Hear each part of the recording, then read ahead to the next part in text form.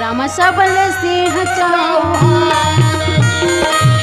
प्रेम से बोलिए वृंदावन बिहारी लाल की।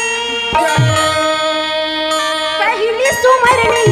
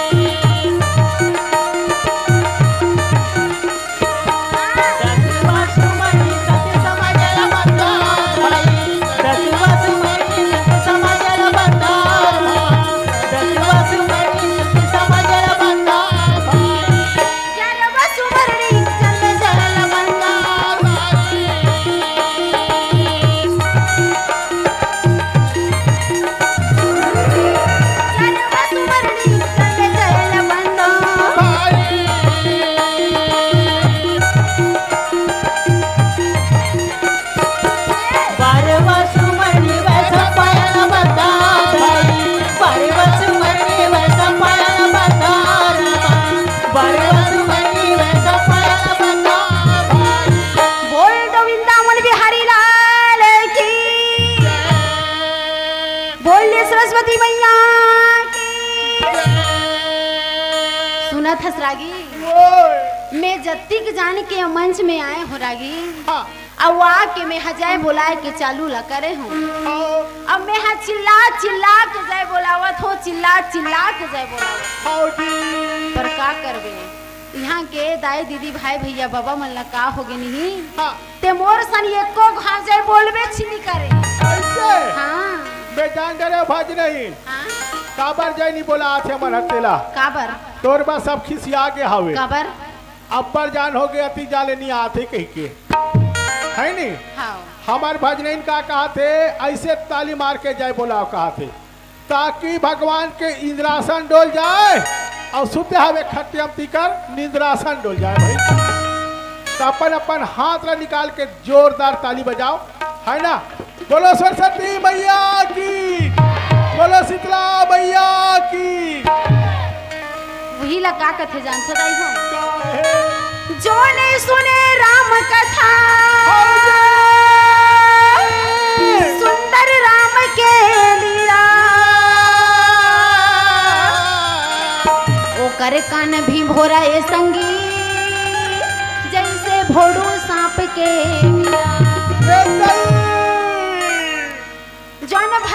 नाम ल नहीं ले, हाँ। ओकर कथा कीर्तन ल नहीं सुने, ओहो। ओकर नाम लेके जैनी बोलावे, आओ ओकर कान हा कानो हे दाई हो। त कहा रे भज नहीं सांप के बिला हरे, सांप के बिला हाँ सांप के बिला, बे कहत रे भज नहीं ला कंघुआ चढ़ाई बिला ही का थोजी सांप के बिलाए रागी। हरे हरे औ जेकर सिर हर नहीं नवाए,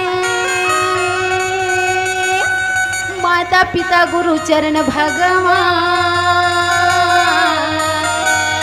ओकर सिर हर सिर नो है संगी, बोला कड़वा तुमासा। और जेकर सिर हर माता पिता गुरु और भगवान के सामने में नहीं झुके ना, ओहो ओकर सिर हसिर नो है दाई हो, त कहा रे बोला कड़वा तुमा के समान जा। करवा तुमा हाँ गड़वा तुमा, मने गुरुआ फेंक दे का हाँ हरे हरे ऐसे संत महात्मा मन ह वर्णन करे हवे गा। भाई प्रेम से बोलिए वृंदावन बिहारी लाल की। कभी न हो मैं चतुरा कहाऊं, मति अनुसार राम गुण। जाओ जाओ जाओ हे गांव के दाई दीदी भाई भैया बाबा हो, बाबा मैं कवि न होना चतुर न हूँ, आओ मैं ज्ञानी न होना पंडित न हूँ, आओ मति के अनुसार अच्छा आज महाभारत के कथा ला बाबा आप मन ला सुनाए बर जावत हूँ। हाँ कहीं मोर राग रहानी में गलती हो जही, आओ कहीं हमर वादा पक्ष में गलती हो हाँ जही, जी कथा कीर्तन में गलती हो जही, आओ भाई मोला अपन लइका समझ के माफी देहूँगा। भाई आज ये मंच में विराजमान हाँ। गांव के और बाहर गांव से आए हुए दाई दीदी भाई भैया बाबा मन ला, या हमारे कार्यक्रम के लनैया समिति वाले भैया मन ला, आओ ये माइक के चलैया ऑपरेटर भैया ला, हाँ हमर जय माँ सरस्वती पंडवानी परिवार अच्छा ग्राम रेंगा कठेरा ये भाई विकास खंड अंबरगढ़ चौकी जिला राजनांदगांव के ढहरले या जम्मू संत समाज ला सत नमन न माने न माने सत न माने प्रेम से बोलिए वृंदावन बिहारी लाल की। वह संपायर मुनि रहा तो न राजा जन्मे जला, मान्य सरोवर नदी के किनारे बैठा रे के, ओकर पुरखा के कथला बतावत है। हे राजा जन्मे जय, तोर पुरखा की कथला अच्छा अच्छा मैं आज तोला बतावत हूँ, हाँ भाई बोला ध्यान लगा के सुने ले बेगा। भाई बोल रामे रामे रामे रामे रामे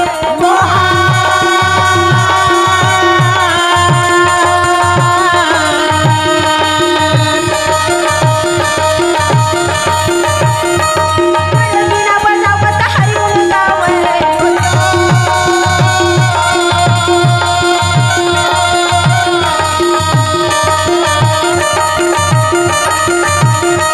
प्रभु आकर राजे राखो का मोर भाई, मोहन भरे तुझे दरबारे में ना मोर भाई, रहे आकर लाजे बचा दे बिना मोर भाई।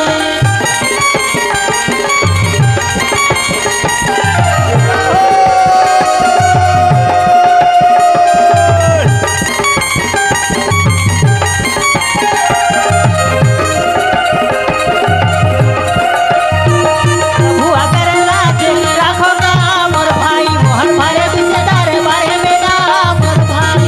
ए राघी, कई हजार साल पहले की बात है। कई हजार हाँ कई हजार साल पहले की बात, हमार दादा ओ पार के बात है भज नहीं वो बार के बात है राघी।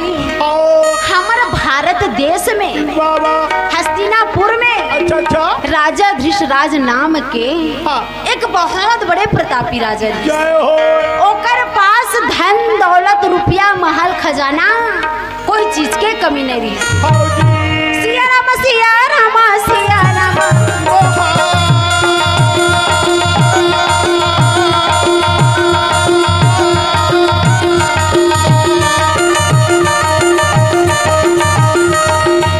बंसी बजैया मोरे गला से चलिया।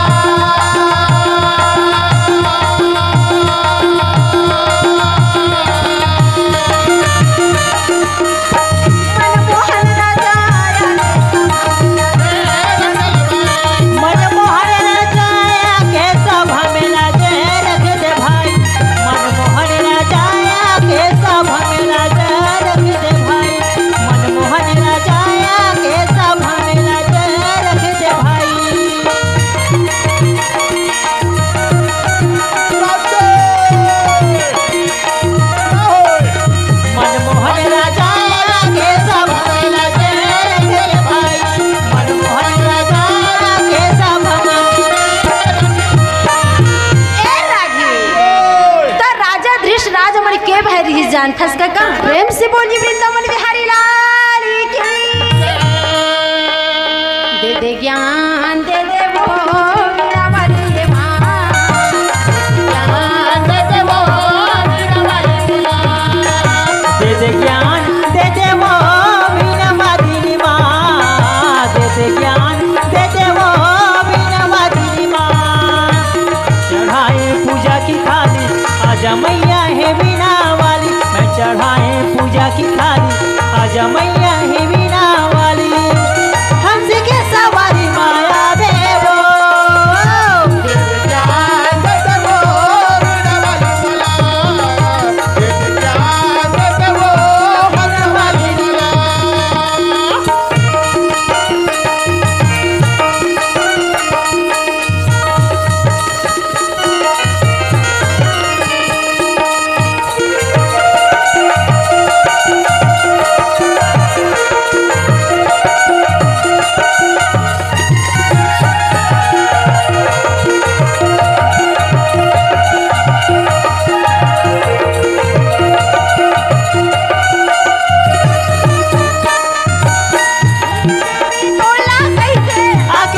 सजा दे माँ आके सिर सजा दे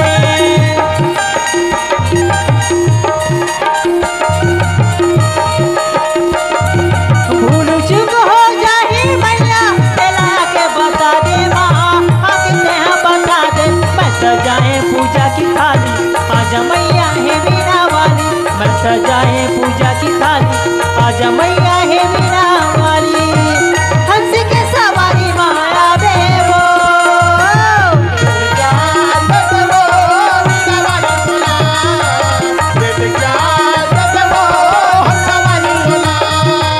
दे दे ज्ञान दे दे वो वीणा वाली माँ दे दे ज्ञान दे दे वो वीणा वाली माँ प्रेम से बोलिए वृंदावन बिहारी लाल की तय रागी राजा धृष राजमन के बहरी जानथस का के भाई रील भज रही रागी राजा धृष राजमन हाँ तीन भाई रही तीन भाई हाँ तीन भाई मैं तू कर साथ ठीक गे रहा हूँ भज नहीं तो का नाम रही से ओकर मन के नाम ले बताओ हाँ बड़े वाला के मंगलू दूसरैया वाले के पुदरू तीसरैया वाला के सुकालू नाम रही से देखा तो दाई हो कहीं वती बड़े बड़े राजा मन के ऐसने नाम है रही हो का वैसा नाम नहीं रही सुनना भज रही डोकी दाई मला पूछ ले पहली के सियान दाई मन है ना हाँ? मंगल कहते मंगलू बुधवार कहते बुधारू और शुक्रवार कहते सुकालू नाम धरे सही बात है रागी डोकी दाई मला पूछ ले बैठे हवे आजकल तो भज नहीं पूरा फिल्मी दुनिया नाम चला थे जी हाँ टीवी सीरियल वाले बताओ हाँ कई जन के नाम मिथुन चक्रवर्ती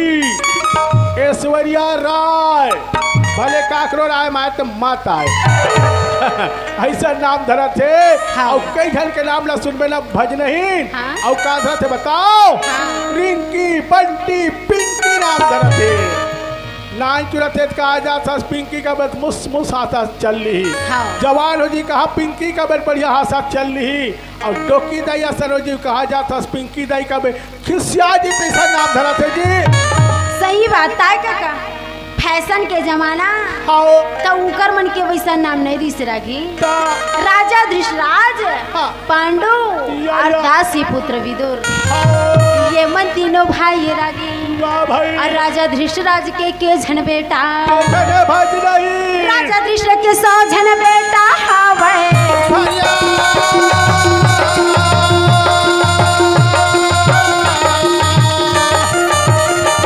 राजा धृषराज के 100 झन बेटा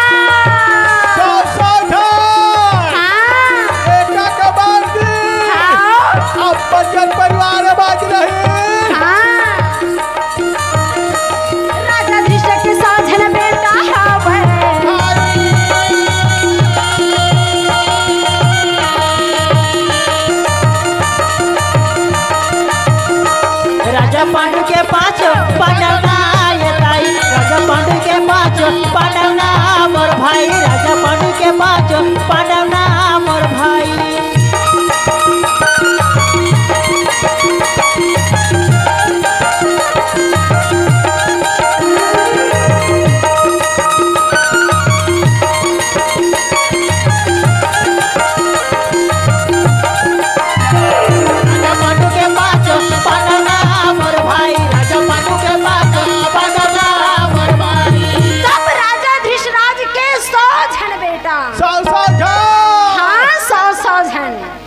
लंबा चौड़ा परिवार भज रही। हाँ। एक खबर दी।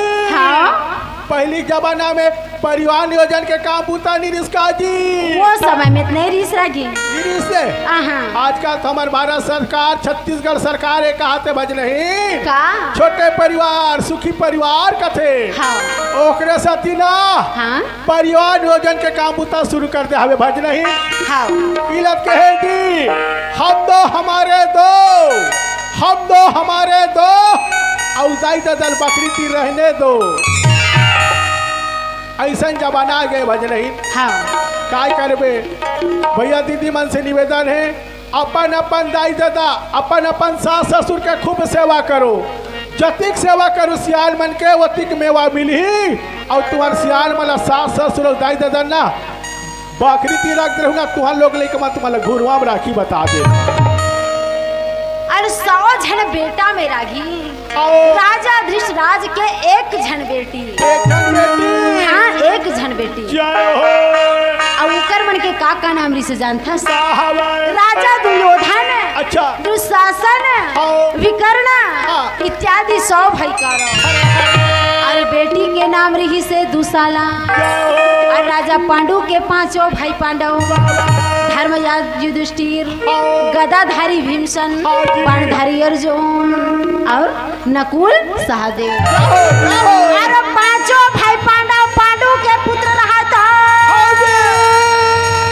अपना भाई दुर्योधन मंसन पासा में का कलहार।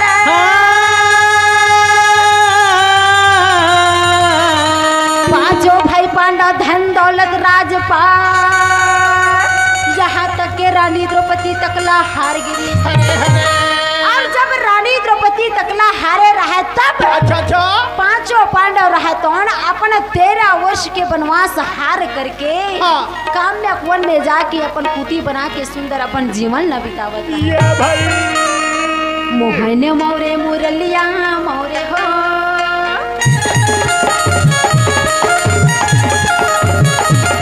मोहने मोरे मुरलिया हो रे हो तेरा माँ जैसे सुवाल दाई गोदी माँ ले ले हो। मोहने मोरे मुरलिया हो रे हो तेरा माँ जैसे सुवाल दाई गोदी माँ ले ले हो।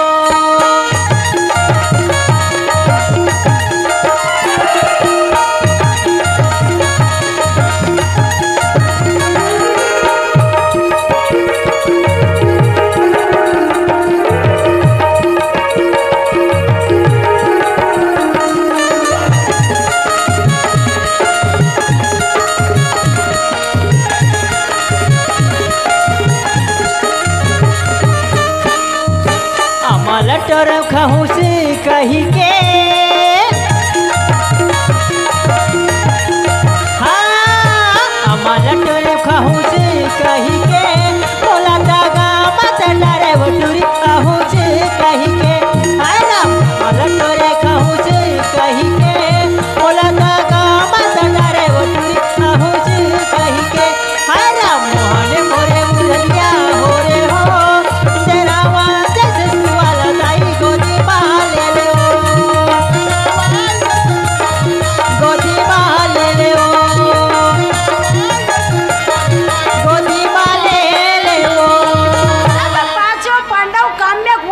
करके अपन जीवन व्यतीत करत रहे। उकर कुटी सुंदर स्वर्ग के समान लगत रहे। तो स्वर्ग और नरक कैसा लगत है जानतो दाई हो? कैसा लगत है भज नहीं। जो घर में भाई भाई सुनता से है बाप बेटा में सुनता है सास बहू में सुनता है वही घर ला तो स्वर्ग के समान माने जाते हैं। और जो घर में रात दिन किटीर काटर झगड़ा लड़ाई बोला मार बोला पीट सास बहू में सुनता नहीं है ना बाप बेटा में नहीं है ना भाई भाई में नहीं है वही ला तो नरक के समान है। और कहाँ खोजबे स्वर्ग और नरक ला वैसने ला तो कथे दाई हो। तब भैया हो दीदी हो दाई हो सुनो सब लोग सुनता से रहना जरूरी है। भाई भाई में सुनता से रहो सास बहू में सुनता से रहो बाप बेटा में सुनता से रहो। सास मन हाँ अपन बहू मन ला सुंदर बेटी के समान मानो और बहू मन भी अपन सास ला सुंदर माँ के समान मानो। सुनो भज नहीं। हाँ नवा नवा ससुराल आथे त सुन थो हाँ अपन सास ससुर मलना हाँ पापा मम्मी ऐसे कथे भज नहीं हाँ नवा नवा में हाँ जुन्ना जथे तहन हमार घर डोकरी डोकरा मन मरने नहीं आए कथे ऐसा सब कथे भज नहीं का डर में हाँ तो सब लोग सुनता से रहना जरूरी है। ओ, जैसे पांचों पांडव भाई भाई बड़ा प्रेम के साथ सुनता के साथ में तब एक दिन गांव गांव में हल्ला हो गया, देश विदेश में हल्ला हो का गया हल्ला हो गया भज कि नहीं चले गए पांचों पांडव वनवास। बनवास हाँ अरे अरे तो बोला सुने तो सुने कौन कौन बोला द्रौपदी के भाई धृष्टद्युम्न रहा कौन। आओ जी जब ये बात ना धृष्टद्युम्न सुने ना काका वाला तब मन में सोचा मन में विचार करे जय हो और का कहे का है मन मोहना तोरे चेहरा मन मोहना तोरे चेहरा कहो जाथे मना न जतो दहदौड़ जाथे राम कहो जाथे मना न जतो दहदौड़ जाथे मन मोहना तोरे चेहरा मन मोहना तोरे कहो जाथे मना न जतो दहदौड़ जाथे राम कहो जाथे मना न जतो दहदौड़ जाथे राम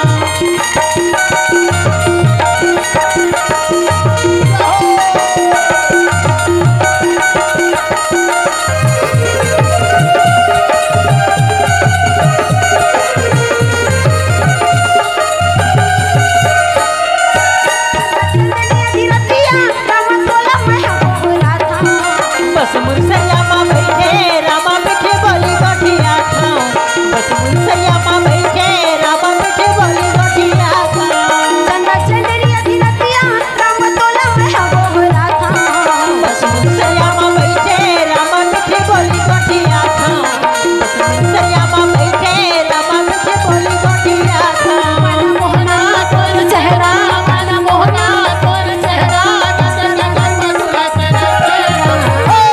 कहो जाते मधान जतो दहदौड़ जाथे राम कहो जाते मधान जतो दहदौड़ जाथे राम कहो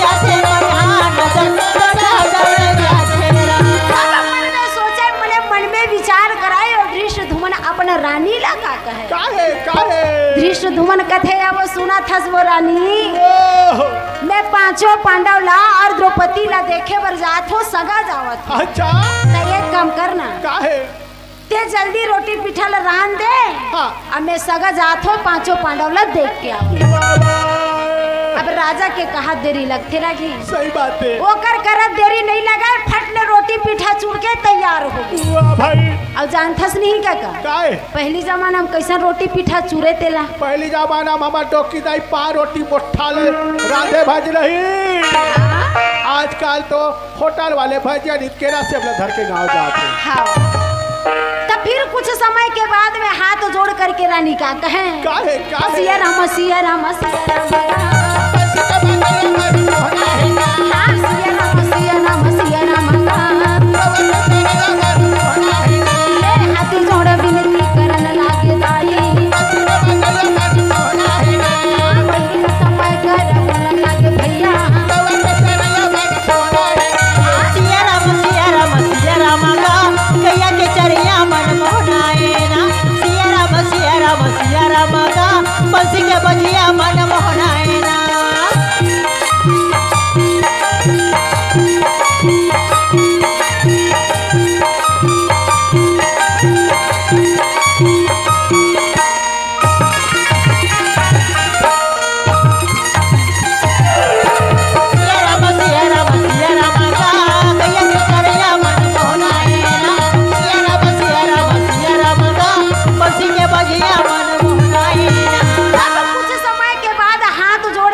स्वामी मैं रोटी पिठल रान के तैयार कर रहे झोला में जोर आगे तो धृष्टद्युम्न कहे तो ठीक है अब मैं जावत हूँ पांचों पांडव यार द्रौपदी ला एक नजर देख के आवत हूँ। आई ऐसे कही के तब दृश्य धुमन रहा है दौड़ निकाला रथ अच्छा और घोड़ा ला फांद के हाँ, दृश्य धुमन रहा है कौन अपना रथ घोड़ा दौड़ाते हुए कुदाते हुए गना ना ना ना ना ना जंगले जंगल जंगले जंगल जंगले जंगल चला नदी नाला पर्वत पहाड़ पार करते हुए दृश्य धुमन चले जावत तो रहे सही कैसे पर आधा बीच में जाके दृश्य धुमन मन में सोचे मन में विचार करे पंचाल देश से हाँ या और दृश्य धुमन रहा तो उनका है अरे हाँ, अब मैं जाए पर तो जावत हूँ आओ, तब पांचों पांडव मन कते जंगल में हावे तेला तुम्हें नहीं जाना नहीं तो जाओ मैं का कर साथ में कुछ समय के बाद कहा अच्छा आओ द्वारिकापुरी में जाऊं हाँ, और जा करके भगवान कृष्ण ला कहूं कि भैया ओए, चलना एक बार पांचों पांडव या द्रौपदी ला देख के आ जाओ ये क्या जाए? ऐसे कह के भगवान कृष्ण ला कहूं आओ, ये सोच के दृश्य धुमान फिर तेजी से रथ घोड़ा दौड़ाते हुए कुदाते हुए गना ना ना ना ना ना ना द्वारकापुरी में जा पहुंचे तो सही महल के सामने में दृश्य धुमान रथ ला खड़े कर दिसगा बाबा, और सुंदर दृश्य धुमान महल की अंदर की ओर चला जाओ जाओ लाला चले अकेला वो तो जावा थिरा की लाला चले अकेला चले जावा थिरा का धूमन हर चले जावेगा भाई विष्णु के धूमने चले जावेगा भाई सुंदर माजा के चले जावेगा भाई जावने लगेगा चला जा लगे भैया कृष्ण धूमन जावने लगे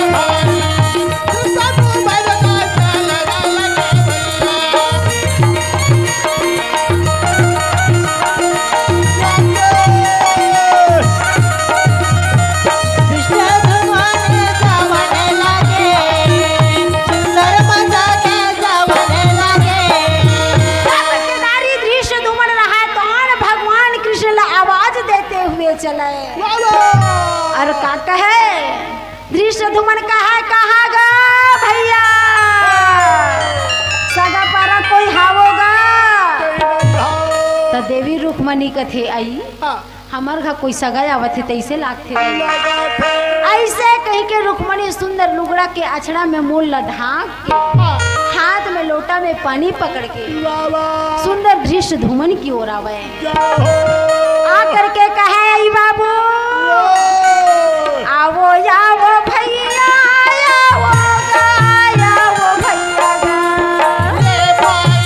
आइए आओ आओ भैया आओ आप मन के स्वागत है पधारो ऐसे सुंदर आदर संस्कार के साथ देवी रुक्मणी दृश्य धुमन ला अंदर की ओर बुलावे आइए स्वागत है वेलकम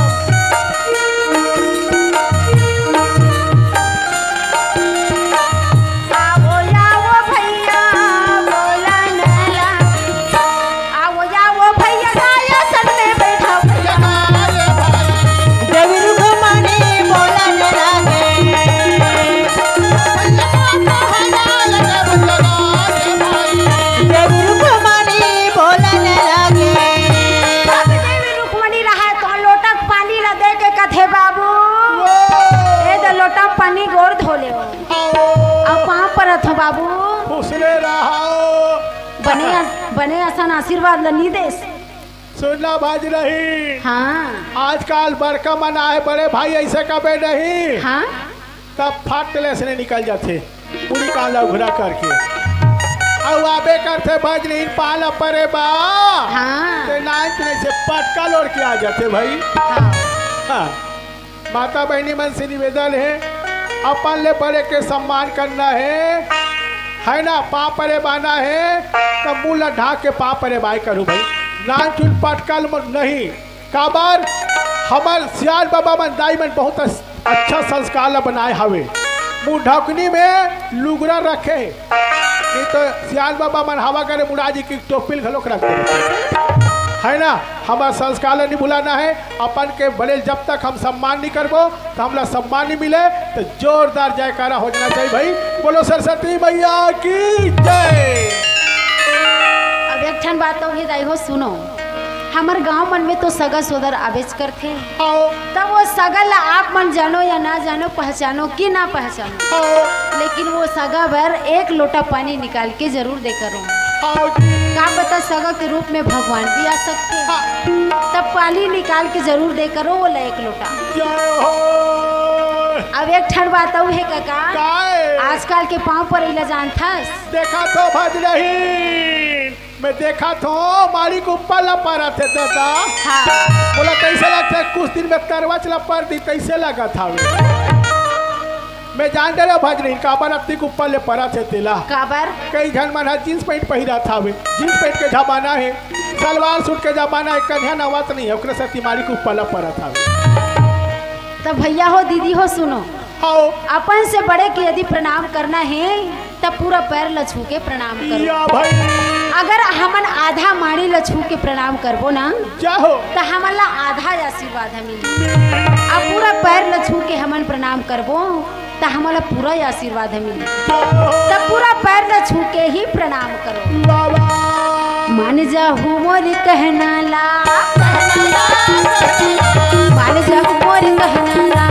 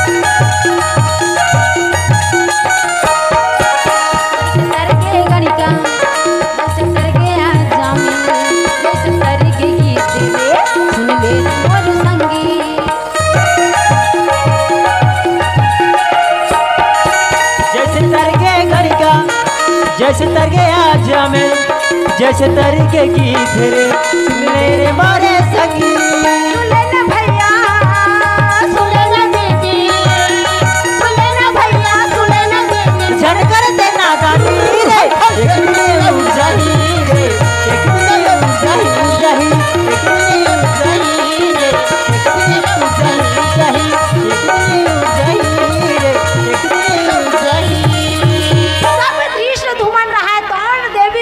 के साथ में कुछ समय तक वही बैठ गए, अब बैठ के दोनों जन बातचीत करत रहेगा।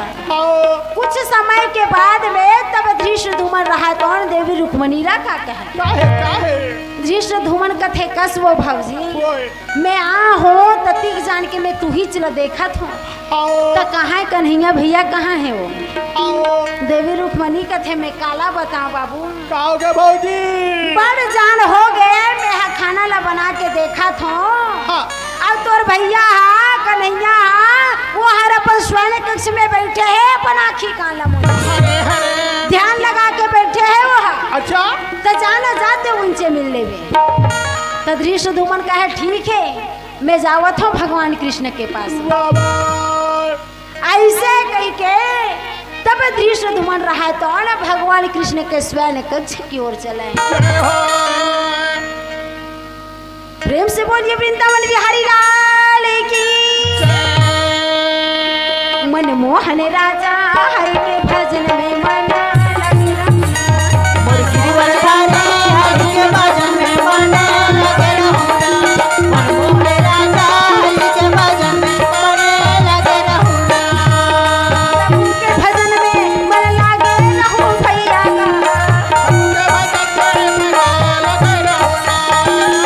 हरि के भजन में मोर ध्यान लगाओ दाई हो। मनमोहन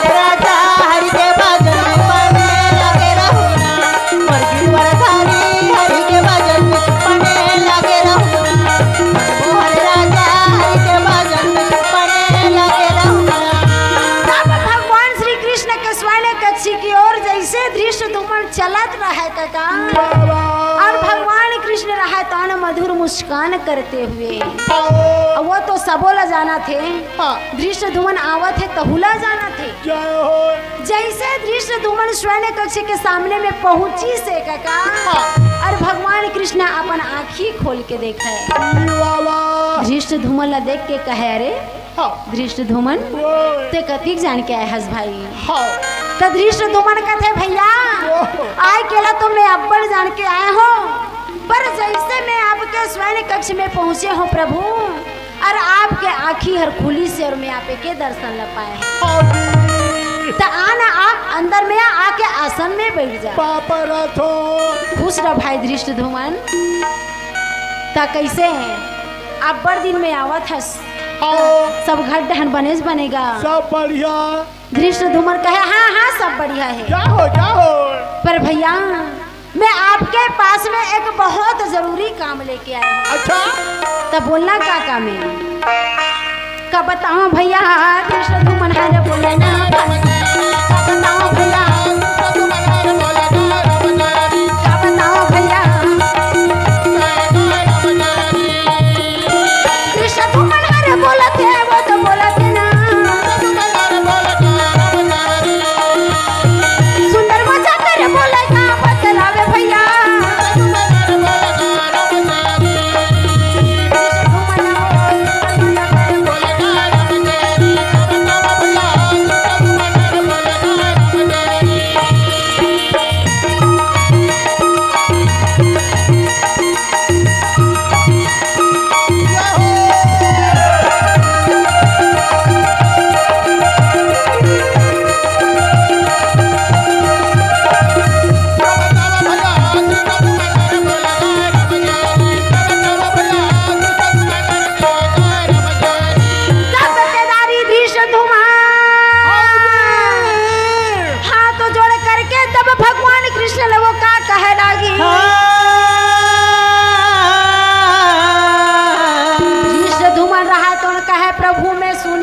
पांचों पांडव मन ला वनवास चल दी सही से कही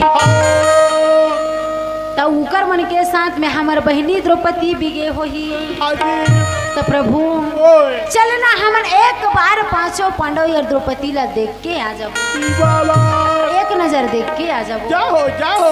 भगवान कृष्ण कहे सही बात ला कहा था दृश्य धूमन महू सुने असन करे हूँ पर महू नहीं जानू काबर की मैं तो दूसरा देश लड़ाई करे बर चले गए चल ठीक है चल हमन एक बार पांचों पांडव और द्रौपदी ला देख के आ ऐसे सोच के विचार के तब दृश्य धूमन और भगवान कृष्ण रहतन दोनों के दोनों अपन रथ में जा करके तब सना ना ना ना ना ना और सररा भैया और चावला लागे भाई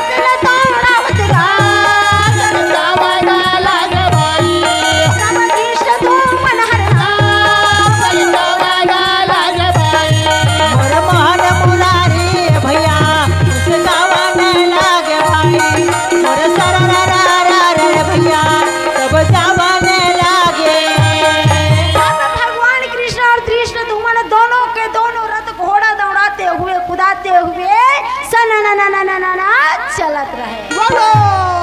अब चलते चलते चलते भगवान कृष्ण कुछ समय दूर में पहुँचे के बाद भगवान कथे कस दृश्य धूमन तोला पांचों पांडव के कुटी दिखा थे कागा तो दृश्य धूमन कहे कैसो वहाँ कोनो नहीं दिखे कहे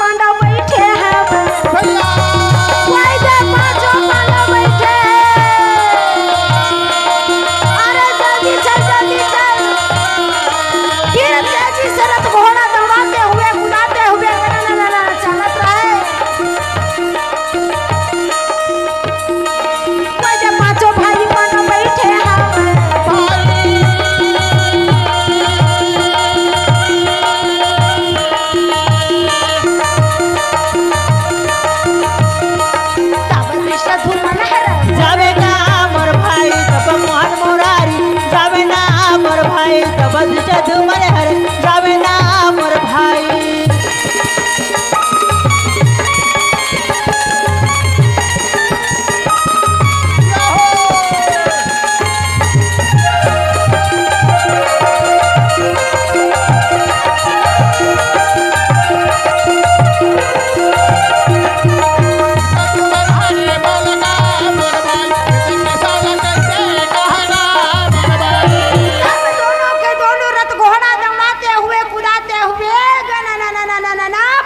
पांडव के कुटी के सामने में जा पहुंचे तो सही में कुटी के सामने में रतला खड़े कर दिन का काम। हाँ।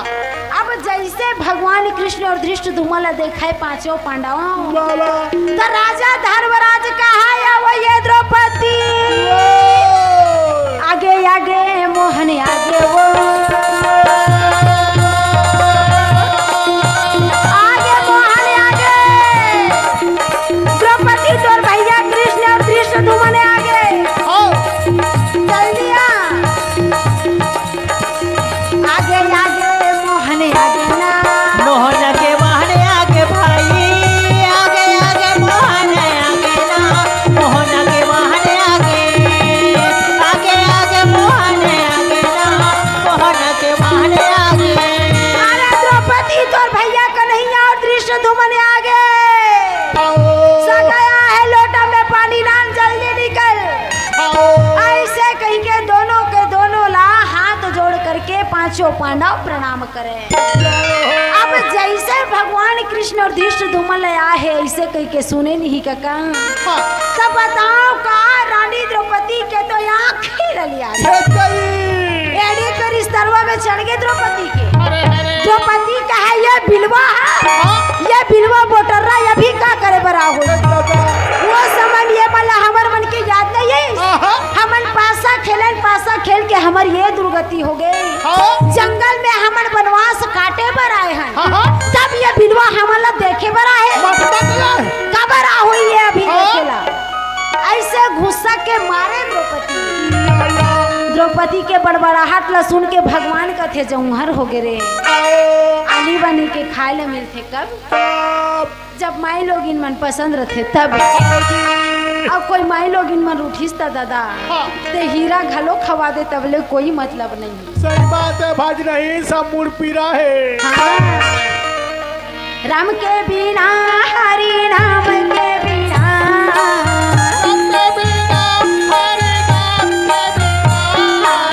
राम के बिना हरि राम के बिना जय हो माया बीरता है जी हरि नाम के बिना माया बीरता है हो हरि नाम के बिना माया बीरता है ना हरि नाम के बिना। हरि नाम के बिना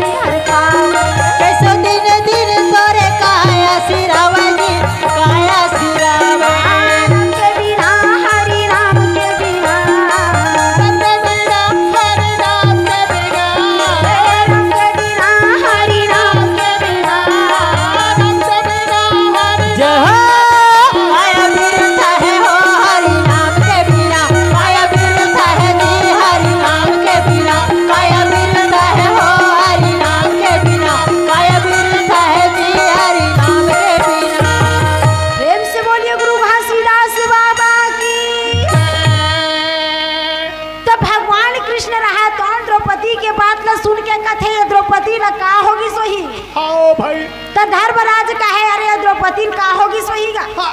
अब बीस तो बने रही से सही बात है। सपोज हंसन बने गोठियाई से। हाँ। अब ये दे तोर भाई बना है द्रौपदी सगय आहे कहा होता लोटा में पानी नाने बर का होत हुई तो धर्मराज कहे तो तोला का हो गए अणही। हाँ देखा बे आज मही करी।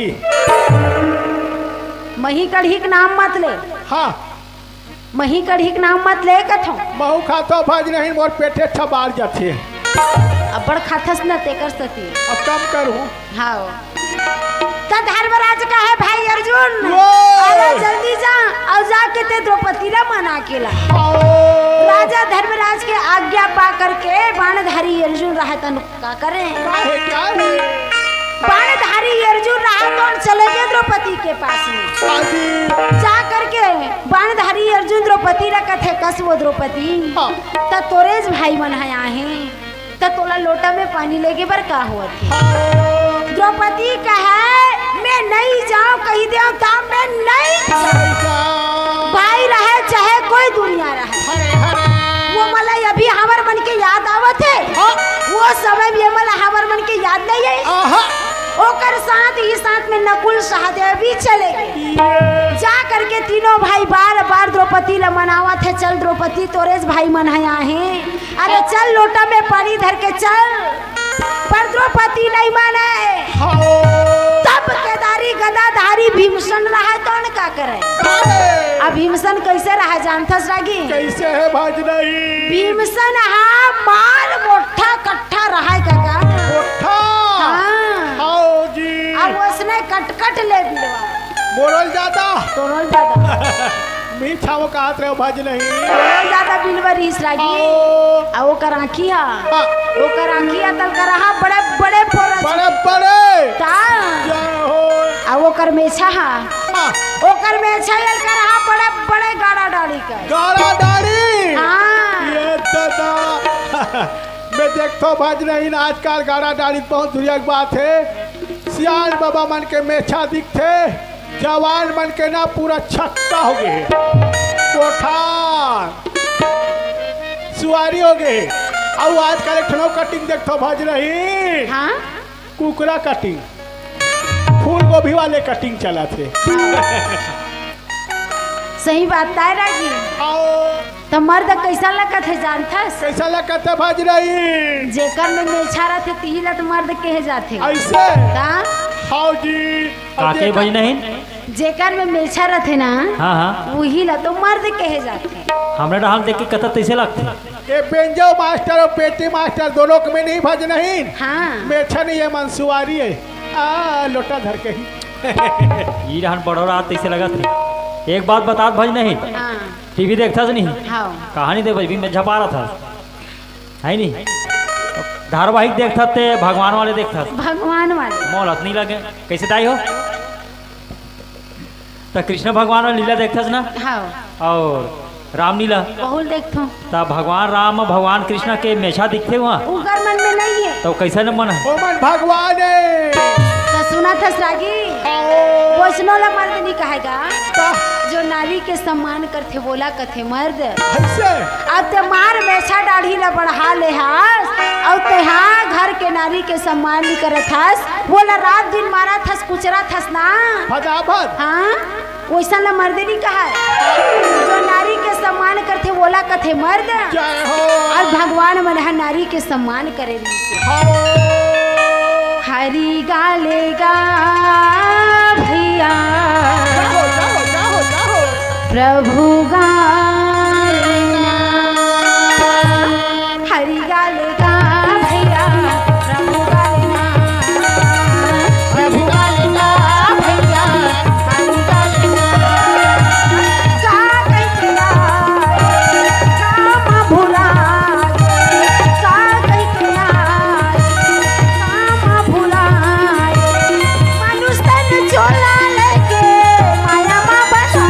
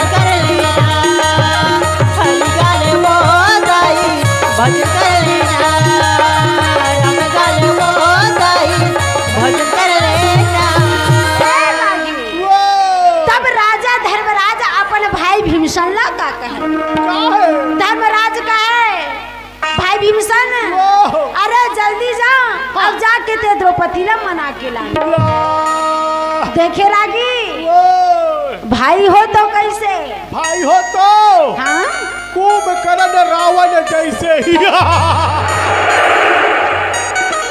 चोटा देखा तो दाई हो भाई हो तो कैसे कहा तो कुंभकर्ण रावण जैसे कहा खाओ वैसे नहीं हो नहीं रागी ताजी भाई हो तो पांचों पांडव जैसे जय हो भगवान श्री राम चारों भाई जैसे जय हो और बेटा हो तो कैसे कैसे बेटा हो तो भी पांचों पांडव जैसे वाह भाई भगवान श्री राम चारों भाई जैसे श्रवण कुमार जैसे जय हो पुत्र इसलिए बना जाता है इसलिए कि माता और पिता के कार्य में काम आ सके। अब आजकल के भाई वाला कहाँ पावे काका काहे कोई घर में सगा आ जाते ना हाँ तब बड़े भाई है छोटे भाई ला कथे कि भाई वो घर में सगा आहे त जा दुकान ले शक्कर चाय पत्ती लेके लावे लाबे त छोटे भाई बड़े भाई का कथे जानता काय कथे ते जान नहीं सकस का बे ऐसे सही बात है भज नहीं हमार छत्तीसगढ़ी बोली भाषा में हर शब्द बे है हाँ ते जाना बे ते लाना बे है नहीं उसने कही थी सोई सही बात भज नहीं महाराष्ट्र में जाता तत्ताई का थे और मध्य प्रदेश कार्यक्रम देल जाता है ना हाँ तो वहाँ के बोली भाषा अपन ले छोटे वाले घर लोग बाई का थे बड़े वाले घर लोग बाई का थे अपन घर के घर लोग बाई का थे है नहीं अब हमार तीन भज नहीं हाँ हमार घर के ला बाई नहीं कहान अब कोई दूसरा घर के कहाँ जा था बाई का वो टेम्पा मार दी जाए सही बात है भज नहीं अपन अपन भाषा बोली ला नहीं भूलाना है ना हम छत्तीसगढ़िया हरन छत्तीसगढ़ी बोली भाषा हमार भाषा रहना चाहिए है ना पढ़े लिखा मन सब निवेदन है आप मन खूब पढ़ो पर अपन भाषा ला भुलाओ मत पढ़ लें कहीं के वहाँ ऐसा हुआ वैसा हुआ का तो छत्तीसगढ़ी भुला जो कैसे छत्तीसगढ़िया का हुआ है ना ये लगते गुजराती बंगाली तेलुगु ये सबो भाषा बहना है गुजराती बंगाली तेलुगु ये सबो भाषा बहना है बीच अंगना में बोला था वे मोर गुंतुर छत्तीसगढ़ी मोर बहना है छत्तीसगढ़ी मोर बहना है बोलो छत्तीसगढ़ भातारी की जय प्रेम से बोलिए वृंदावन बिहारी लाल की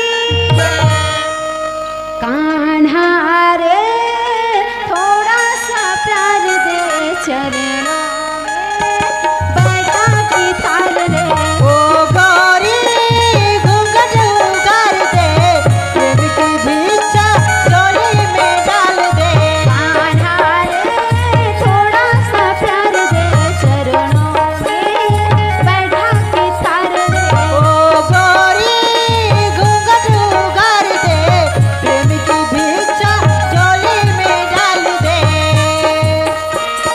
मैं तो चली रे प्रेम नगरिया भूल गई रे घर की जगरिया मैं तो गई रे प्रेम नगरिया भूल गई रे घर की जगरिया अपन जीवन तन मन जीवन सब तुझे अर्पण प्यार संवरिया माया का तुमने रंग ऐसा डाला बंधन में बंध गया बांधने वाला कौन है रमापति कैसा ईश्वर मैं तो हूँ गोकुल का ग्वाला कान्हा रे थोड़ा सा प्यार दे ग्वालिनी की जीवन संवार दे ओ गौरी घूंघट उगार दे प्रेम की भिक्षा झोली में डाल दे प्रेम से बोलिए मोर मुकुट बंसी वाले की हेलो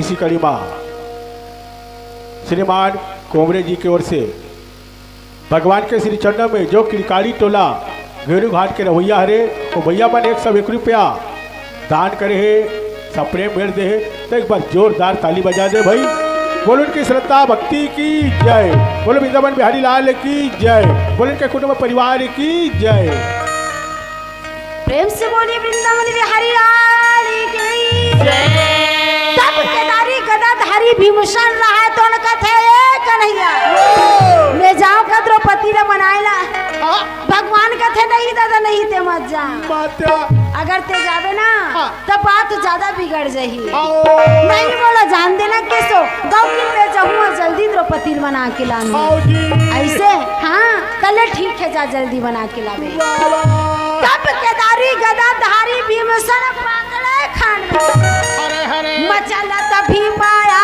गे रावण लागे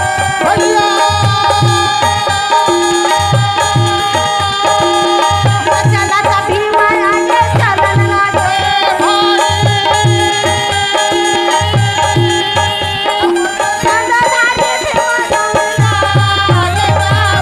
हाथी समाने चलना जब लागेगा भाई हाथी समाने चलना जब लागेगा भाई ऐसे मचलते हुए चले काका भीमसन आधा बीच में जाके कथे ये कन्हैया सुना थस अबे जाए पर तो जावत हो द्रौपदी मनाएला अबे हाँ मना थक जाऊ द्रौपदी नहीं मानी तमे हाँ एक आध कदा पीट दू तो बनेगी नहीं फिर आधा बीच में जाके कथे कन्हैया अब द्रौपदी नहीं मानी अब मैं हाँ साले पे गाड़ी दे दूँ तो बनी नहीं पर द्रौपदी माने तब भीमसन का ठीक है मैं अब भी जावत हूँ तब घुमार के ना काया गुलच हमार पारा अरे तोला घुमार के ना काया गुलच हमार पारा सा बेटा छापक में मर दिया बारे खड़ा आला बेला घर घर मेरे तोला भगवा कूदावा रे तो मैं बने वाले गाछ हुई कसोल भालू कूदाई कथे ते घुमार के आना काया गुलच हमार पारा काया टोला घुमार के आना ते घुमार के आना काया गुलच हमार पारा काया टोला घुमार के आना केदारी गदा धारी भीमसन रहा तो ना ऐसा बहा मुरकेड़ते हुए चला काका जाकर द्रौपदी रा कथे या द्रौपदी कैसे बार बार मनौनी खोजत हसका अरे तोरे भाई बनाया है तो तोला लोटा पानी लेके बर का हो तो द्रौपदी कथे स्वामी मैं नहीं जाऊं कही देवता मैं नहीं तोला असली बात तो बता स्वामी वो बिलवा बोटरा अभी का करे बरा होई वो समय ये मला हमर मन के याद नहीं है हमर पासा खेल के हमर ये दुर्गति हो गए जंगल में हमर बनवास काटे बर आए हैं ता हमला जंगल में हम देखे बर आए वो समय में मला हमर मन के याद नहीं है सही द्रौपदी के बात न सुन के भीमसन कथे ते सहीला के है वो द्रौपदी ये साले ठुठुर मुठियाला आज मैं बिना मारे नहीं छोड़ा तब आगे गादा धारी ये बिना मारे नहीं छोड़ो ये साले आज खबर नहीं वो समय में खबर नहीं है ये कैसे अभी हमला देखे बरा है ये लो मैं बिना मारे छोड़ो नहीं तब आगे गादा धारी ये द्रौपदी पीछे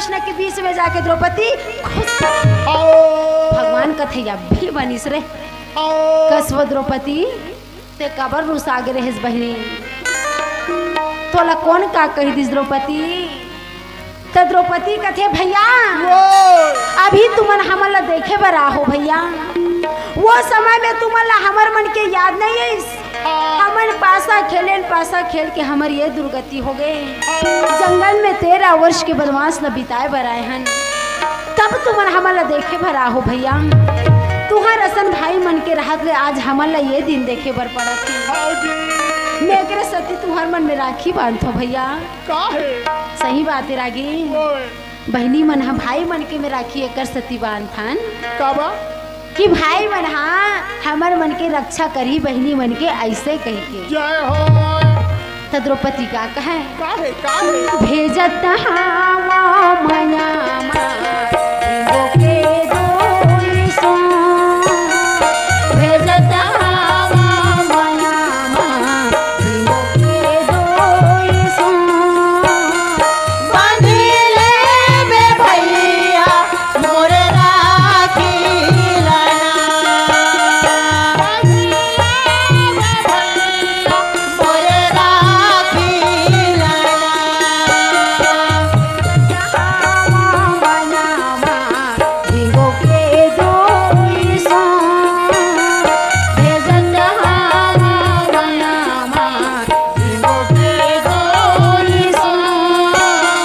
बांधिले बे भैया मोर राखी लाना मोर राखी लाना तबे एकरे सती तुहर मन में राखी बांधो भैया भगवान कृष्ण कहे द्रौपदी हम नहीं जानत रहे द्रौपदी अगर मैं जाने रहते हूँ द्रौपदी तो ना मैं पांचों पांडव मला पासा खेलन दे रहते हूँ ना ही वनवास होने दे रहते हूँ अब जो हो गए सो हो गए द्रौपदी ब्रह्मा के लिखे विधान ला तो कोई नहीं मिटा सके एक बार जो लिख दिस ब्रह्मा बोला कोई नहीं टाल सके द्रौपदी अब तुमन 13 वर्ष के वनवास ला काट के जल्दी वापस आ जाओ अब हमन जावत हन जाहो ऐसे कह के भगवान कृष्ण पांचों पांडव या द्रौपदी ला बतावन लागे रानी द्रौपदी सहित हाथ जोड़ करके पांचों पांडव भगवान कृष्ण ला का कहे कृष्ण ने कन्हैया तोरे पैया मुरली बजैया तोर पैया लगाऊंगा मोहार किसने कन्हैया तोर पैया लगाऊंगा मोहार बरसी बजैया कृष्ण कन्हैया हो मुरली बजैया कैया के चरैया बरसी बजैया बरसी बजैया कैया के चरैया बरसी बजैया नांग न थैया तोर पैया लगाऊंगा मोहार बरसी बजैया घूरी ओढ़ैया तोर पैया लगाऊंगा मोहार बरसी बजैया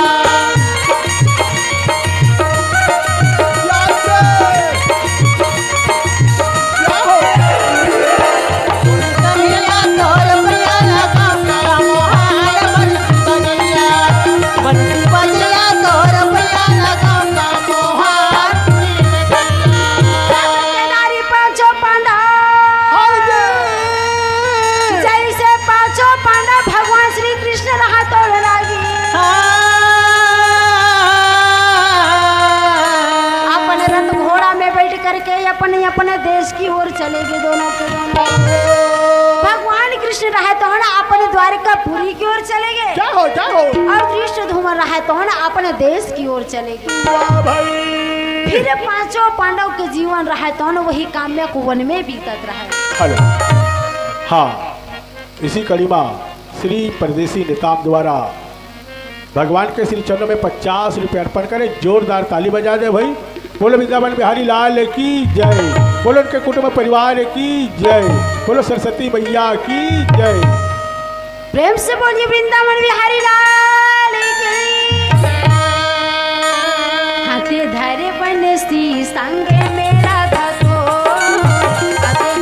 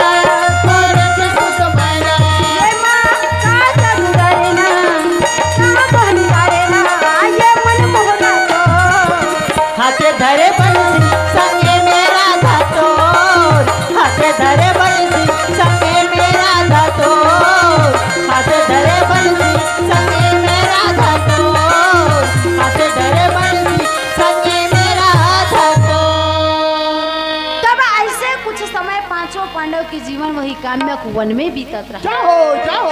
तब एक दिन हाँ।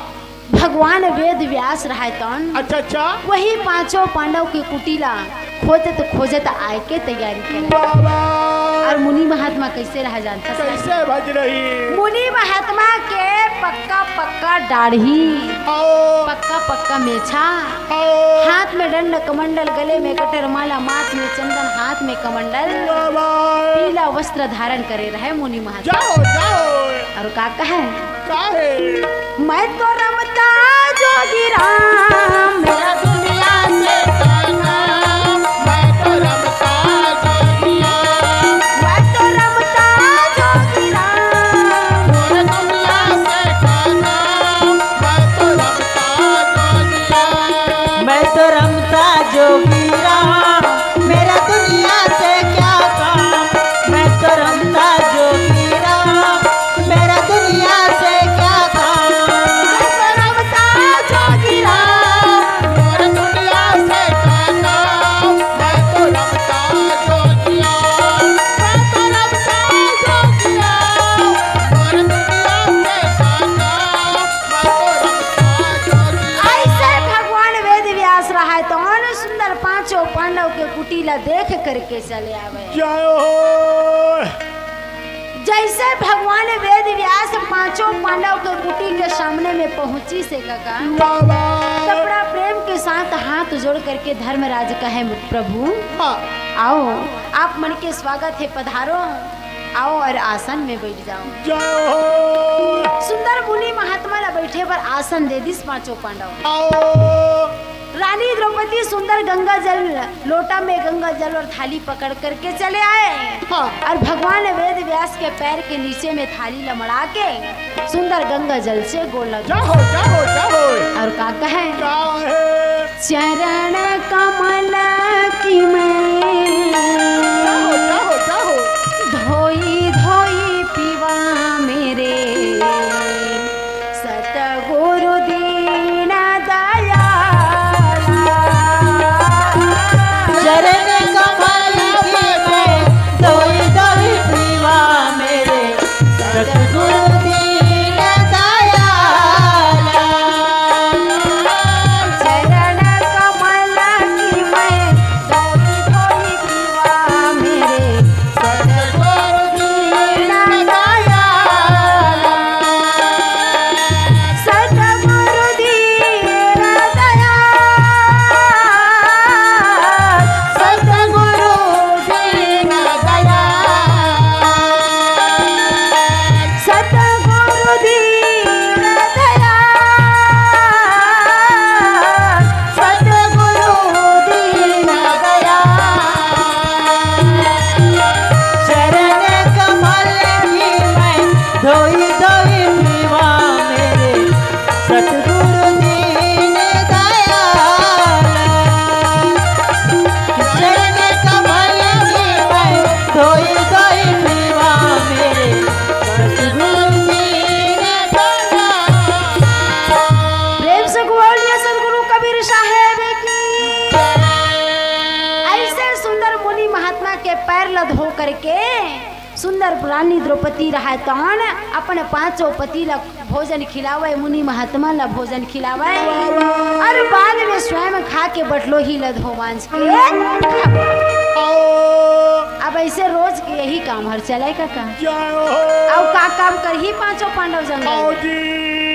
जतिक मुनि महात्मा आए उकर मन के सेवा ला करे, हाँ। अपन पांचों पति ला खिलावे, मुनि महात्मा मन ला खिलावे, अपन खाए और धो मांझ के बटलो हिला बाबा ऐसे तैसे भगवान वेद व्यास कुछ समय पांचों पांडव के यहाँ अपन जीवन ला व्यतीत कर। आओ फिर एक दिन भगवान वेद व्यास राजा धर्मराज ला का कहे? काहे काहे? भगवान वेद व्यास कथे, बेटा धर्मराज ओए अब मैं कुछ समय अपन जीवन ला तुम्हारे यहाँ व्यतीत कर डरे हूँ। आओ अब मैं मोर आश्रम जावत हूँ बेटा। हाँ। मैं तो सेवा से बहुत प्रसन्न हूँ धर्मराज। आओ जी। तो लकावर चाहिए मांग ले धर्मराज। भगवान वेद व्यास के बात न सुन करके धर्मराज हाथ जोड़ के कहे, प्रभु मैं आप मन ला कावर मांग सकता हूँ। आओ बोला थे वो तो बोला थे ना, सुंदर मजा कर बोला थे बतलावा थे ना, धर्मराज हगा वो तो बोले भैया कहे मुंह में बेटा मोर बातेला रमजा हरी, कहे सुन बेटा मोर बातेला रमजा हरी।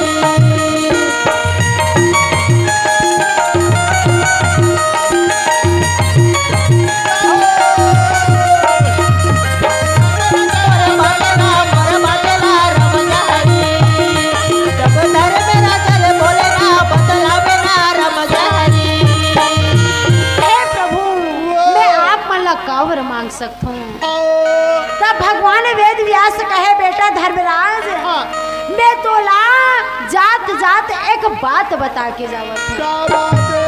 धर्मराज ते हाँ तोर छोटे भाई अर्जुन ला ते भगवान भोलेनाथ के आराधना करे बर ते हाँ जंगल में भेज दे। जब ये अर्जुन के तपस्या ला देख करके भगवान भोलेनाथ प्रसन्न होती ना तो अर्जुन ला कुछ जरूर दी। वही तू हर मन के 13 वर्ष के वनवास में काम कर ही बेटा धर्मराज। ऐसे भगवान वेद व्यास धर्मराज ला बतावन लागे वही तू हर मन के 13 वर्ष के वनवास में काम कर ही बेटा। जाओ धर्मराज कहे जो आज्ञा प्रभु मैं मोर छोटे भाई अर्जुन ला भगवान भोलेनाथ के आराधना करे बर जंगल में बिल्कुल भेज दे। ऐसे कह के तब भगवान वेद व्यास वहां से अंतर ध्यान हो गए। फिर रात बीते के बाद प्रातः काल अच्छा राजा धर्मराज अपन छोटे भाई अर्जुन ला का कहे। धर्मराज कहे भाई अर्जुन मोरो कहे नाला भाई मन जनगा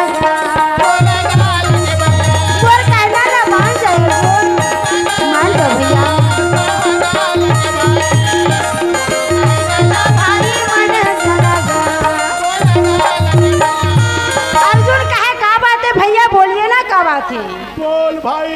धर्मराज कहे भाई अर्जुन भगवान वेद व्यास आरिस वोहर बतावत रही से कि तोर छोटे भाई अर्जुन ला भगवान भोलेनाथ के आराधना करे बर जंगल में भेज देवे। ऐसे कह के बता है एक काम कर काहे ते जा अरे भगवान भोलेनाथ के आराधना करबे ते जंगल में जाके अपने बड़े भाई की आज्ञा मान करके बाणधारी अर्जुन कहे जो आज्ञा भैया मैं जंगल जाए पर बिल्कुल तैयार हूँ। ऐसे कह के अर्जुन रहा तो ना हाथ जोड़ के अपने बड़े भैया धर्मराज ला का कहे हाथी जोड़ विनती बोलना हाथ जोड़ विनती बोलना जब लागे भाई।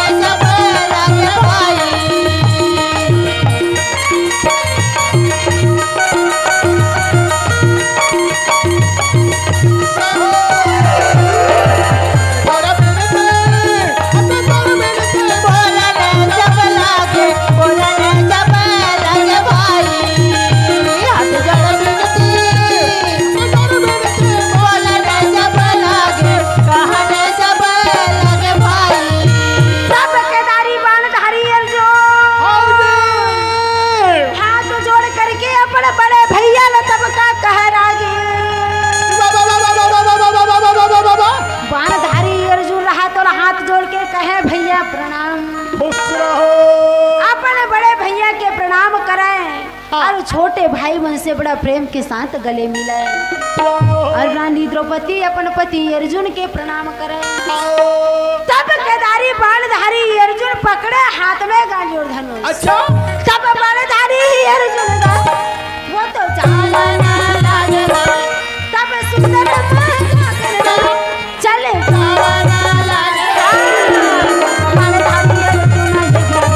मोर जवाना लागे भाई गांडी बधारी अर्जुन भैया तब जवाना लागे भाई।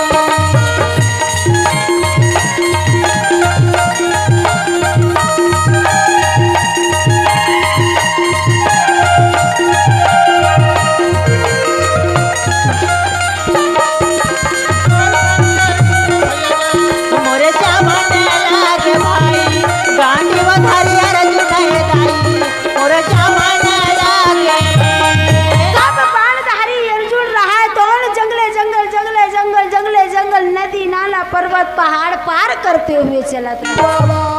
अब चलते चलते चलते चलते अर्जुन हाँ बीच जंगल में पहुँचे तो सही। अब स्वर्ग लोक से इंद्र देव रहा तो ना अपने बेटा अर्जुन ला देख के का कहे। इंद्र देव कहे अरे अर्जुन अति घना घोर जंगल की ओर जावत कहाँ है। ऐसे कह के भगवान इंद्रदेव वही अर्जुन के सामने में प्रकट होके तब हाथ जोड़ के इंद्रदेव ला कहे प्रभु प्रणाम। इंद्रदेव कथे बेटा अर्जुन ते कहाँ जावत हस बेटा। अर्जुन कहे हे प्रभु मैं हाँ भगवान भोलेनाथ के आराधना करे बर जंगल में जावत। जाओ अर्जुन मोरो एक ठन कहना न मान जाते बेटा।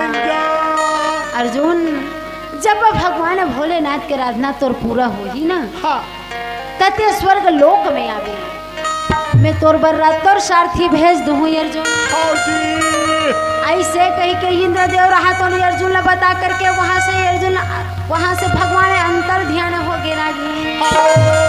और बाणधारी अर्जुन रहा तो न फिर जंगल की ओर चला। जाओ और का कहे चल संगी देवता ला मनावो चल भैया देवता ला मनावो चल संगी देवता ला मनावो चल संगी देवता ला मनावो मानस फूल चढ़ावो मानस फूल चढ़ावो चढ़ावो चढ़ावो चल संगी देवता ला मनावो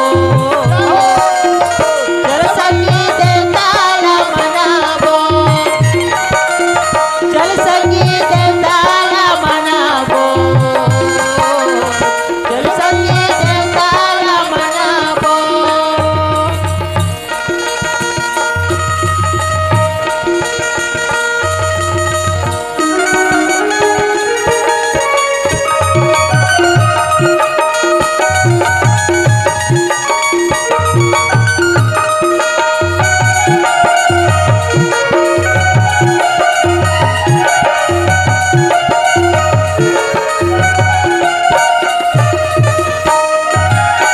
माघ महीना बड़ा के मेला कोई डुबकी लगावो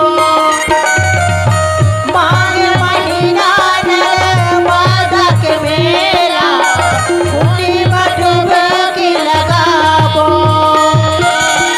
देवता धाम के शरण में जाके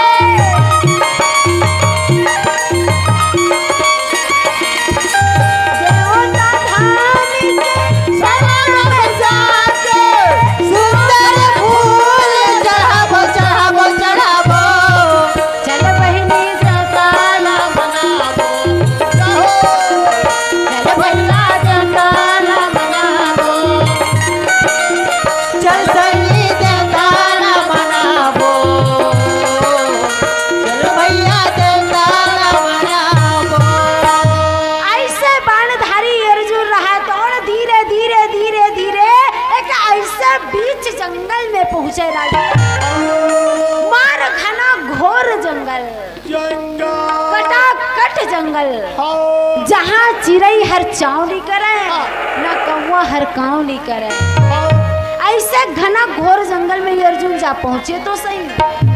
और वही जंगल में का रह जानता सागी वो जंगल में एक बहुत बड़े बेल के पेड़ रहे। बेल पेड़ हाँ बेल पेड़। वाह वाह अर्जुन रहा तो न कहे हाँ। अब मैं चलते चलते बीच जंगल में तो आ गया। सही बात है। औ कति गुड़िया जहूं हाँ ते कर ले एक काम करता हूँ क्या काम है। यही बेल पेड़ के नीचे में बैठ के मैं भगवान भोलेनाथ के आराधना ला करूँ। जाओ ऐसे कही के बाणधारी अर्जुन रहतान अपन गांडी धनुष ला बगल में मरालिस और भगवान भोलेनाथ के अखंड तपस्या में बैठे रहे। और घाम प्यास के दिन रहे काका। सुनना भज नहीं हाँ दाई मन घलोक अखंड तपस्या बैठ गए कतरो झन मन चोरिया टेका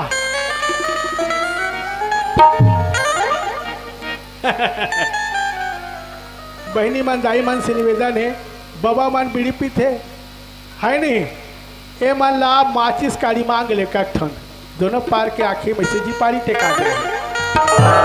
हाँ मन कबो दीदी मन दाई मन देखा थे तो कबो है ना, बैठे के प्रयास करो हमारे कार्यक्रम राजभर हो बता देते।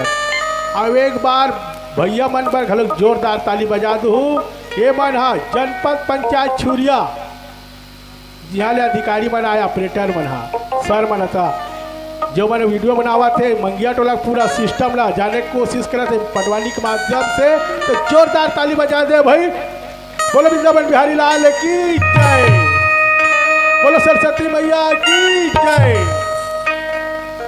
प्रेम से बोली वृंदावन बिहारी लाल की जय। कान्हा रे कान्हा राधा के कान्हा गा, सुनना है मोर जीने गानी,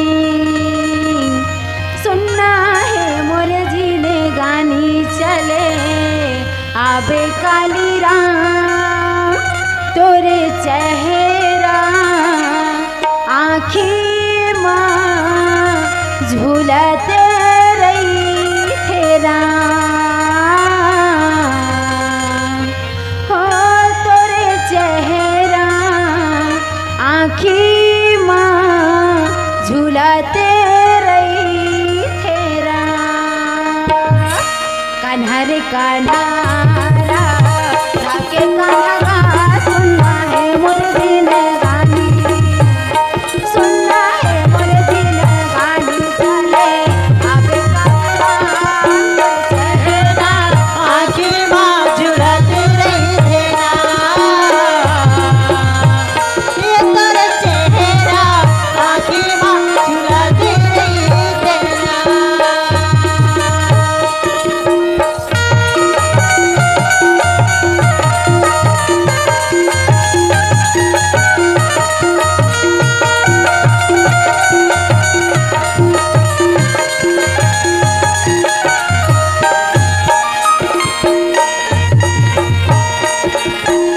पल भर जिंदगी जीवन भर काम, पल भर जिंदगी जीवन भर काम। एक घड़ी ते हाँ भैया ले लेना हरि नाम, तोर चेहरा है राम तोर चेहरा आँखी माँ झुलती रही तेरा, तोरे चेहरा आँखी माँ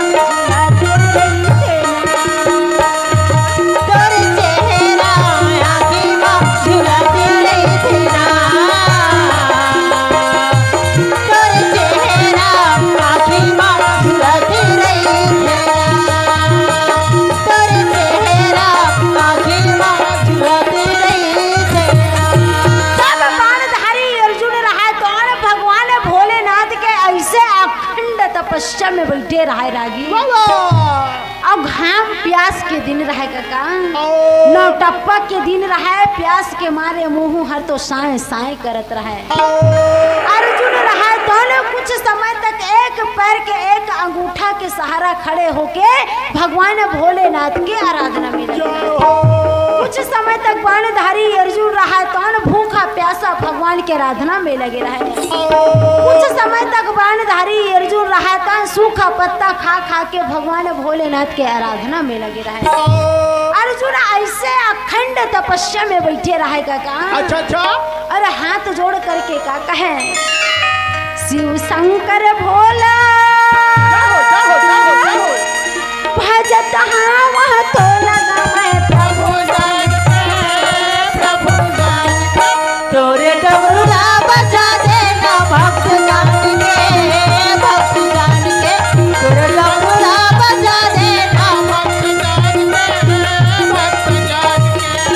शिव शंकर भोला भजत हाँ वह तो लगा मैं प्रभु प्रभु जान के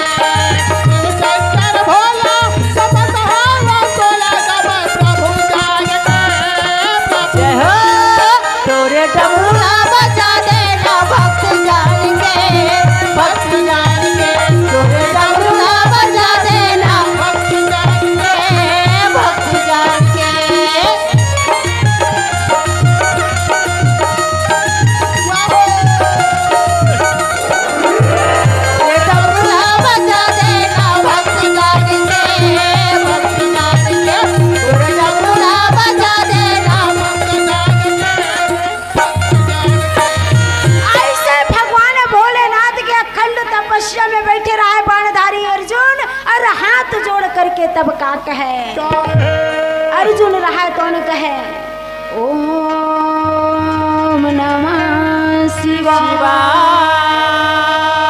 ओम नमः शिवाय, ओम नमः शिवाय। जब ये अर्जुन रहा दौड़ ओम नमः शिवाय के जाप करे तब ओम नमः शिवाय के जाप धरती आकाश पताल यहाँ तक के भगवान भोलेनाथ के कैलाश पर्वत में ओम नमः शिवाय के जाप कैलाश पर्वत में पहुँच गए। और कैलाश पर्वत का हुए तब डगमा डगमा गए कैलाश टोला नेला के भाई तब सब निगल गए भैया कैलाश टोला नेला के भाई तब देवी उमा टोला नेला के भाई भोलेनाथ लना तब डग भी गए भैया कैलाश टोला नेला के भाई मोरे डग भी गए भैया कैलाश टोला नेला के सब कैलाश पर्वत डगबिग डगबिग डगबिग डगबिग डोला है। तो देवी पार्वती कथे भोला कहोगे तोला आज ये कैलाश पर्वत का का हो गए स्वामी, बोले रानी आप डगबिग डगबिग डोला थे। कैलाश पर्वत का का हो गए, शंकर ला पूछे पार्वती का भोला ला पूछे शंकर ला पूछे पार्वती को भोला ला रामा हरि दर्शन कब होएगा भोला ना पूछे पार्वती रामा हरि दर्शन कब होएगा भोला ना पूछे पार्वती तब देवी पार्वती कथे स्वामी कैलाश पर्वत कैसे अब्बा डगबिग डगबिग डोला थे स्वामी। बोले रानी तो भगवान भोलेनाथ कथे देवी पार्वती ओए मोर भक्त मोर पुकार करत थे पार्वती। अच्छा देकर सती आज कैलाश पर्वत हर डोला थे। तब भगवान भोलेनाथ के बात न सुन के पार्वती कथे स्वामी अरे वो हर ऐसन कौन भक्त है जो न आज कैलाश पर्वत न हिला दिस। जाओ आज तक कोई ऐसे कैलाश पर्वत न नहीं हिला है। तब भगवान भोलेनाथ कथे देवी पार्वती वो कुंती के बेटा अर्जुन है। अर्जुन हाँ जय हो वही मोर तपस्या में बैठे हैं देकर सती आज कैलाश पर्वत हर डोला। मोर भक्त मोर पुकार करत थे पार्वती मोला मोर भक्त के पास में जाना है। ऐसे कह के भगवान भोलेनाथ तब नंदी बैला के पुकार कर और वही समय में नंदी बैला ठक्का खाना पीना खा के सोए रहेगा। तो नंदी बैला ला भगवान भोलेनाथ रहा तो कहे अरे ओ नंदी अरे जल्दी आ जल्दी आ। नंदी रहा तो कथे हे भगवान ये भगवान है ना ये भोले हर ना तो अपन सुता है ना कोई दूसरा ला सुता है। अब बीच खाना पीना खा के सोए रहे हो तब मोला भगवान पुकारा थे मोर भोलेनाथ मोला बुला थे मोला ओकर पास में चलना चाहिए। ऐसे कह के नंदी बैला रहा तो उठ के खड़े हो गए। और जब नंदी दौड़े नहीं का तो ओकर नली में जो घाटी बंधा रहा है ना अच्छा अच्छा घुंघरू तो कैसे बाजेगा कैसे जी खन खन खन खन बैला के घुंघरू बाजे रे छन छन छन छन गोरी के परी बाजे रे खन खन खन खन बैला के घुंघरू बाजे रे सब छन छन छन छन गोरी के परी बाजे रे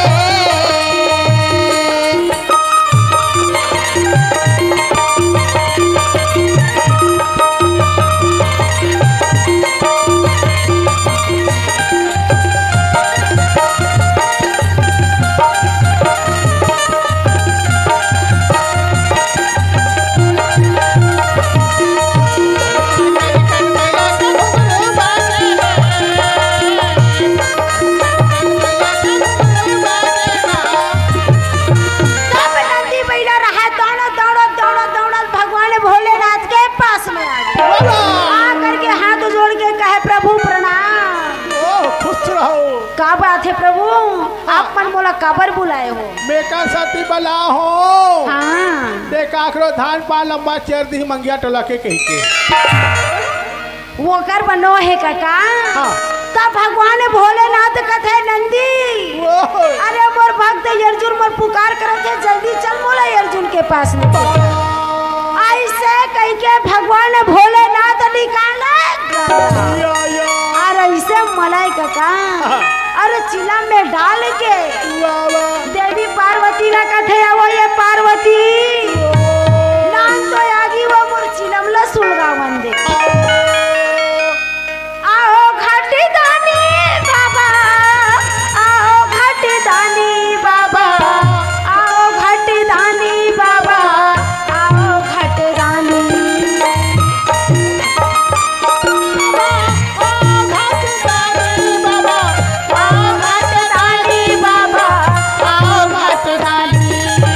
बैला में चढ़ के आवई हो अब घटदानी बाबा, बैला में चढ़ के आवई हो अब घटदानी बाबा।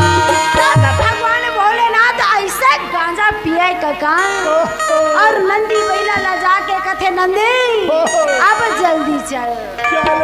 फिर कुछ समय के बाद देवी पार्वती कथे स्वामी सुनिए ना, बोला तोर संगमा महो जाहु महादेव, तोर संगमा महो जाहु महादेव, तोर संगमा महो जाहु महादेव, तोर संगमा।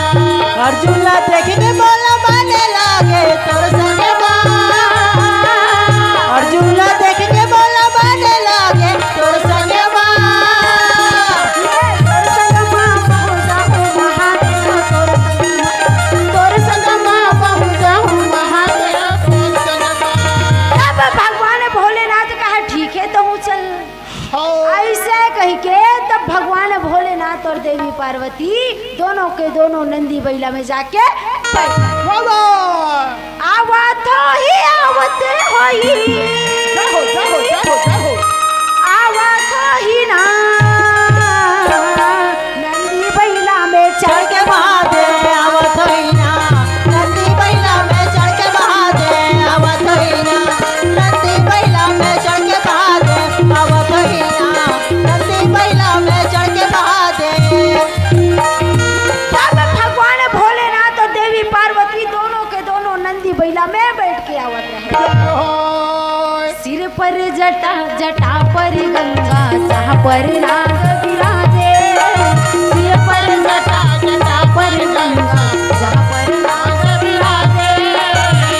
माथे में तिलक चंदेरे हो, शिव शंकर भोले बाबा हो, शिव शंकर भोले बाबा।